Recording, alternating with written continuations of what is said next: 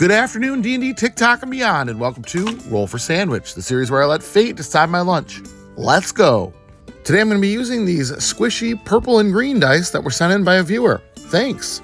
The last time I used squishy dice, people really missed the dice rolling sound, so don't worry. I hired someone to professionally edit in dice rolling sounds. Let's get things started with our roll for bread.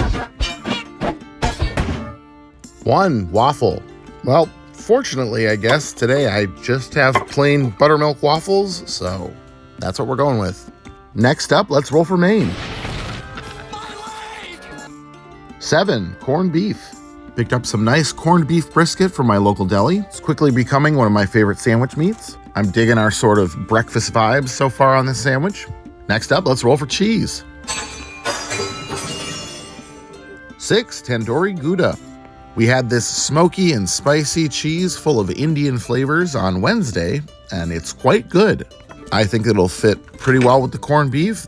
So far, this is looking pretty good, honestly. I was really kind of expecting a disaster after rating a sandwich a 10. Next up, let's roll roughage. 5 salad turnips and 12 roll twice. All right, let's roll for that 12. Double 4s, extra sea stag. Salad turnips are a new one for me, but the warthog that was wandering around on my beach that sold it to me assured me that they're pretty good. I just gotta use it by Sunday for some reason.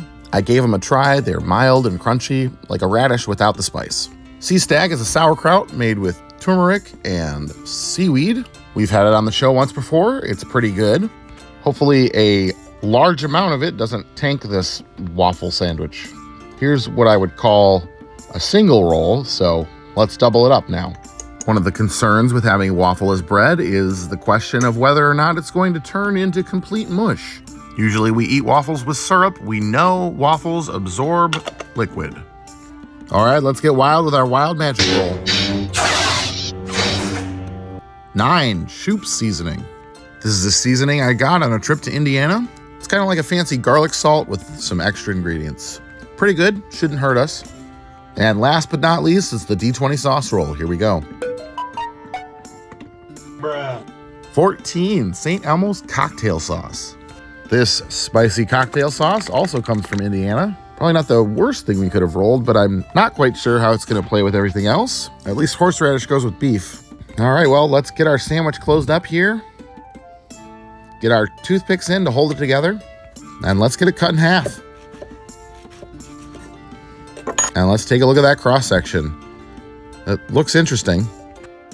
Well, we started out pretty great, but right now, I don't know. I'm guessing like a 4 or a 5, but maybe I'll be surprised. It's happened before. We'll see.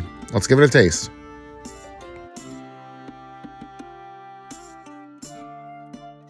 Huh, that's interesting. Not as bad as I was expecting it to be off the bat. You know, it's actually pretty good. I think the cocktail sauce actually works pretty well with the sauerkraut. And having that spicy cheese and rich corned beef and just a plain buttermilk waffle, it works way better than expected. It's not the best sandwich I've ever eaten, but I am very surprised. This is why I do this show. You never know what combinations are going to go together.